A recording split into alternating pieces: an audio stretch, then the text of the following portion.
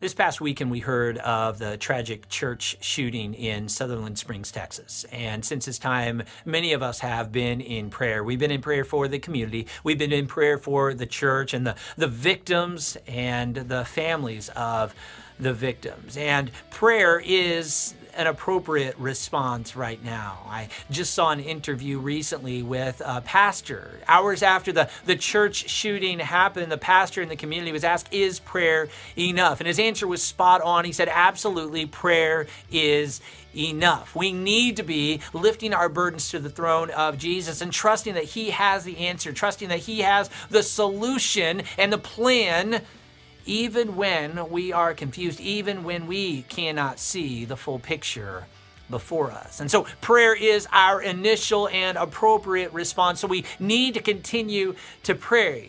But after we pray, what do we do? You see, many in our church family have been asking the question, what if? What if this happened in our community? What if this happened in our church? Are we prepared? And what is our response if something like this was to happen? The odds that an active shooter would enter the church are very, very slim, but it doesn't take an active shooter to devastate and to destroy our church. That's the reality, friends. Churches and lives are being destroyed and devastated every day simply because we, as followers of Jesus, are not engaged. We are not engaged in prayer. We are not engaged in the lives of one another. We're not truly loving one another. Instead, we're being blinded by the personalities of those that we don't find it so easy to get along with. We're being blinded by the personal preferences that we hold.